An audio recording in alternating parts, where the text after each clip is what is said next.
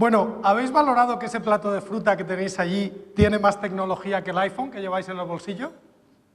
A ver, una tecnología no necesariamente es algo con botones y luces. Una tecnología puede ser un proceso de mejora genética que se ha dado durante muchos años. Y la mejor prueba de eso es que estoy viendo que en el plato hay kiwis. Hace 50 años posiblemente no estarían. ¿Por qué? Porque el kiwi es un desarrollo bastante reciente. Entonces, ahora que se habla tanto de la comida natural, que queremos comer cosas naturales, la comida nunca ha sido natural.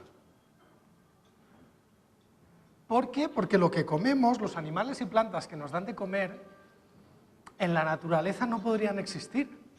Aquí tenéis un cuadro de Velázquez que se llama Don Sebastián de Zarro el Enano.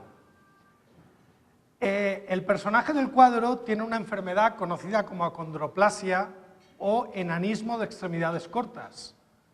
El tronco y la cabeza tienen el tamaño normal, pero los brazos y las piernas son más cortos por un problema en una zona que se llama el disco epifisario.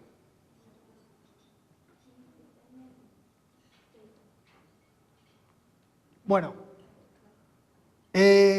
¿vosotros conocéis los perros de la raza Tekel o los perros de la raza Salchicha? ¿Vosotros podríais considerar que tienen exactamente la misma enfermedad que el personaje del cuadro? Bueno, pues tienen exactamente la misma enfermedad. Los criadores de perros en el siglo XIX decidieron que sería una mascota muy graciosa un perro que tuviera las extremidades cortas. Y lo que hicieron fue, de forma artificial, cruzar perros con esa enfermedad para que se mantuviera el carácter dentro de la raza. Obviamente son perros enfermos, en el sentido que si ese perro tuviera que ganarse la vida en la naturaleza, ¿os lo imagináis compitiendo con una presa, con una manada de lobos? ¿A un perro tekel? Yo diría que esa noche los lobos comen más.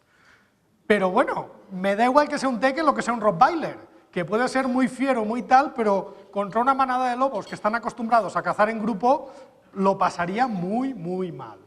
Y lo que pasa con los perros pasa también con las plantas. Los cereales silvestres tienen semillas muy cortas para poder propagarse. En determinado momento tienen la semilla con unos alerones para que cuando venga el viento la esparza lo más lejos mejor. Claro, a un agricultor esto no le conviene. Lo que quiere es que el grano sea muy grande, el alerón muy corto y que se quede en la espiga para poder recolectarlo.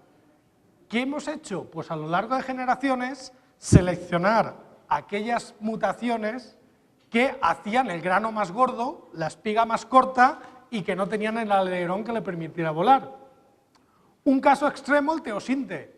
El teosinte fue domesticado en la zona central de México por los mayas y fue el antepasado del maíz actual. El maíz actual no se parece en nada al teosinte. Son 4 mutaciones genéticas que fueron seleccionados en un periodo de 200 años. Obviamente, si no existiera el hombre, el maíz no existiría, porque se pudriría si nadie quitara la mazorca y cogiera las semillas y las sembrara. Son especies absolutamente domesticadas y absolutamente dependientes de la mano humana. Entonces, ahora estamos con el tema de los transgénicos, de que si son buenos, de que si son malos, hay mucho debate. Cuando en realidad, para empezar, los transgénicos no es nada diferente de lo que hace la naturaleza. Este bicho que tenéis ahí, que es un gusano de mar, una planaria, se llama Elysia chlorotica. Es propio del Mediterráneo. Este bicho tenía una costumbre muy rara que sorprendía a los zoólogos, que era que tomaba el sol. Claro, un bicho que tome el sol, como una turista alemana, no es normal. Quiero decir, lo expone a los depredadores. Normalmente los bichos se esconden. Cuando analizaron un poco más, vieron que el color verde tampoco era normal, pero lo que hace este animal es que come plantas marinas y come algas, y los cloroplastos los integra en su sistema circulatorio y siguen siendo funcionales. Por lo tanto, cuando recibe luz, sigue haciendo la fotosíntesis, sigue produciendo azúcar, y así es como se alimenta. Es un animal que realiza una especie de fotosíntesis como las plantas. Dices, claro, pero esto es un poco raro. Sabéis que cuando a una persona le trasplantan un órgano de otra persona, El peligro que tiene es el rechazo por su sistema inmune. Aquí hay un bicho que está cogiendo un órgano de una planta. Su sistema inmune, ¿qué puñetas hace? Que no lo rechaza. Bueno, pues cuando secuenciaron el genoma de este animal, vieron que para evitar el rechazo, en su genoma se habían incorporado genes de la planta que le servía de alimento. O sea que tenemos un animal con genes de planta y ha sido algo perfectamente natural. Entonces, los transgénicos que utilizamos en agricultura, en ganadería hay menos, pero en algún momento habrán, no son más que un paso en lo que hemos venido haciendo desde que se inventó la agricultura. Desde que se inventó la agricultura hemos seleccionado las mejores plantas. Pues ahora tenemos una herramienta que nos permite seleccionar plantas todavía mejores y nos permite introducir caracteres interesantes en las plantas de cultivo. Una reflexión que me gustaría hacer, ahora que hay tanta oposición, o aparentemente hay tanta oposición sobre el tema de los transgénicos, normalmente con la tecnología pasa una cosa curiosa. Cuando una tecnología se introduce en un mercado, siempre hay una especie de rechazo, de tal. A ver, ¿os acordáis cuánta gente decía, yo nunca tendré un celular, no me hace falta? ¿Cuánta gente lo dijo? ¿Y cuánta gente que lo dijo ahora no deja de enviarnos tonterías por el WhatsApp? Ojalá no hubieras tenido el celular, ojalá. Pero bueno, ha pasado. ¿Cuánta gente dijo, no hacen falta ordenadores habiendo máquinas de escribir? Que es más fácil, que con el ordenador es muy complicado. Pues con la tecnología tiene un momento de introducción hasta que se llega a un punto de no retorno en el cual ya no puedes prescindir de esa tecnología. ¿Os imagináis ahora vivir sin celulares o vivir sin ordenadores? Bueno, lo más gracioso es que en los transgénicos hemos pasado ya al punto de no retorno hace mucho tiempo. Hoy por hoy no podríamos vivir sin transgénicos. Y os pongo un ejemplo, todo esto que veis aquí está hecho con transgénicos. La guía roja y verde de Greenpeace, que hacen análisis sobre lo que tiene transgénicos y lo que no, se hace con unos análisis con enzimas que son transgénicos, aunque este detalle no lo suelen poner, ya os lo digo yo. Medicinas como la insulina, la hormona de crecimiento, el interferón, se hacen poniendo genes de hombre, de Homo sapiens, en bacterias o en hongos, y así se producen en cantidades industriales, baratas y asequibles. La ropa de algodón, el algodón, en su mayoría, el que se utiliza para ropa es transgénico. El jabón, bueno, ¿sabéis todos para qué sirve el jabón, no? ¿Habéis visto películas de cárceles? Pues el jabón, que tiene enzimas, los enzimas son transgénicos. ¿Para qué tiene enzimas el jabón? Pues para lavar mejor. Tiene proteasas, tiene lipasas, que ayudan a quitar las manchas. Y la gracia es que funcionan a temperaturas elevadas. Esas temperaturas elevadas son funcionales porque los enzimas vienen de bacterias que viven o en dorsales oceánicas o en fuentes térmicas, como las que pueden haber en los parques de Yellowstone. Obviamente, si tuviéramos que ir a una dorsal oceánica para coger bacterias para hacer el jabón, saldría muy caro. Es mejor coger el gen y producirlo en otra bacteria. El líquido para limpiar lentes de contacto, los billetes de euro, enzimas que se utilizan en la industria del vino o en la industria de los zumos. No quiere decir que el vino o los zumos sean de frutas transgénicas, pero sí que necesitan un tratamiento, un aclarado, etcétera, y ahí sí que se pueden hacer con enzimas que vienen de organismos OGM. ¿Qué ha supuesto esto? Pues hombre, podemos hacer un resumen. 1800. 18 años que salieron los transgénicos al campo. 0 problemas de salud, 0 problemas ambientales. Ya está. Y es curioso ver el papel que ha tenido México en todo esto. México, en alimentación hablamos de 3 revoluciones verdes. La primera revolución verde fue la domesticación de los animales y plantas, en el paso del paleolítico al neolítico. La segunda revolución verde fue en los años 50-60 y la tercera es la que estamos viviendo ahora, lo de los transgénicos. México ha sido el único país que ha estado presente de forma activa en las 3 revoluciones. La primera revolución verde consistió en domesticación de especies como el maíz, el jitomate, los cereales, etc. Si leemos el Popol Vuh de la mitología maya, habla que Kukulcán y el dios Cinteol, querían hacer hombres. Y hicieron una prueba y cogieron barro y modelaron a un hombre. Pero cuando llovió, el hombre se deshizo. Entonces cambiaron, utilizaron madera. A esta versión de madera no dice la historia, supongo que le llamarían 2.0, una cosa de estas. Por cierto que al dios judeocristiano el de barro le funcionó. Yo no sé si al final tenemos menos calidad, pero bueno, a estos señores, a Cucucán y Cilteón, el barro no les sirvió para nada. Pero el cristiano dijo que con barro ya se cansó y ahí se quedó. Pero bueno, se ve que no hablaban mucho entre ellos. Bueno, la segunda versión la hizo de madera. Y estaba bien, funcionaba y tal, pero no aprendía, era muy tonto, y entonces al final decidieron que de madera solamente harían los animales. Y la tercera versión la hicieron de maíz. Según la mitología maya, los hombres vienen del maíz. Si los dioses, bueno, más bien mayas, hicieron de maíz al hombre, si eso no es un organismo genéticamente modificado, a ver, la mitología maya ya hablaba de los OGMs. Si no, hacer un hombre de maíz, ¿eso cómo se hace? Todavía no sabemos hacerlo ahora.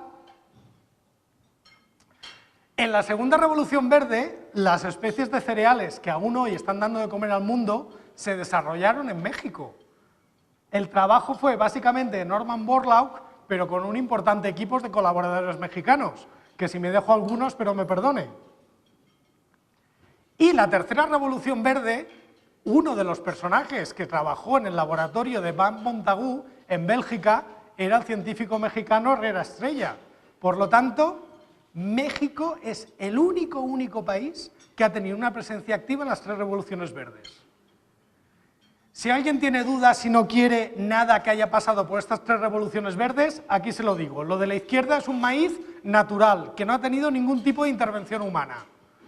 El único problema es que no se come, pero aparte de eso, bien. El de la derecha no es transgénico, pero ha tenido intervención humana, es un maíz híbrido. La gran paradoja es que México, que es el país que ha dado de comer al mundo, que ha desarrollado variedades de la primera, la segunda y la tercera revolución verde, ahora depende de las importaciones de grano de los gringos. Importa un 30% del maíz que necesita. Claro, eso tiene un problema, que como en la bolsa de Chicago suba el precio del maíz, las tortillas suben. Entonces, vamos, ya para concluir, voy a presentaros unos casos de utilización de esta tecnología. Por ejemplo, algodón en la India. Esto es un campo experimental de algodón Bollgard, que es algodón resistente a insectos. A la derecha veis el algodón transgénico, a la izquierda el algodón convencional sin tratamiento para insectos. Este algodón empezó a adoptarse en la India hará unos 10 años. Ha habido mucha información falsa sobre esto. Es decir, aquí tenemos una noticia de prensa que dice que el príncipe Carlos culpa a los transgénicos de los suicidios en la India. Se ha dicho que por culpa de no poder pagar las semillas, los agricultores se suicidan. Es falso. Y podéis ver que en esta misma noticia, si leéis el quinto párrafo, pone: aunque los suicidios se produjeron antes de la introducción de las cosechas transgénicas en ese país. O sea, que no es cierto. ¿Cuál es la realidad? ¿Qué nos dicen los números? Hay un estudio publicado en PNAS sobre el impacto económico que ha tenido este algodón. Empezó a cultivarse en el 2002, ha aumentado el rendimiento y los principales beneficiarios han sido los agricultores pequeños o medianos. ¿Por qué? Pues porque el que tiene un latifundio va a ganar dinero siempre. El problema es el que tiene un campo pequeño, que es el que tiene que optimizar la producción. Cuando tienes un campo pequeño y tienes algo que te permite ahorrarte en insecticida, obtener un 10% más de producción, hace una diferencia importante. De hecho, en la India, el rendimiento neto para los agricultores ha aumentado un 20% desde que se introdujo este algodón. Pero no hace falta fijarse en un caso concreto. La semana pasada, la revista PLOS ONE publicó un estudio sobre el impacto económico a nivel global de los cultivos transgénicos. Entonces lo que se vio es que contando las 4 especies principales, que son algodón, colza, maíz y soya, gracias por el apunte, el rendimiento neto global en estos cultivos había aumentado un 21,6% y el beneficio del granjero había aumentado un 68,2%. ¿A qué se debe este incremento del beneficio? Por una parte, aumento del rendimiento, más cosecha tienes para vender. Pero por otra parte, es muy importante estos 2 numeritos de aquí. Se había disminuido el uso de pesticidas. Por lo tanto, si utilizas menos pesticidas, tienes que hacer menos inversión en comprar esos pesticidas. Es decir, no solamente lo que produces de más, sino lo que te gastas de menos.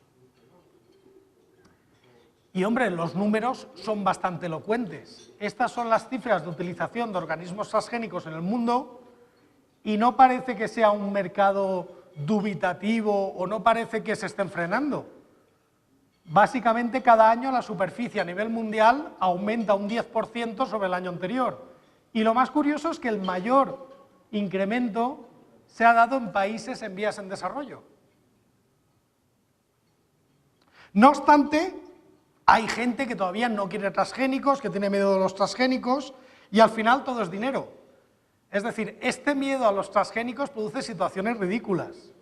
Aquí tenéis sal libre de transgénicos.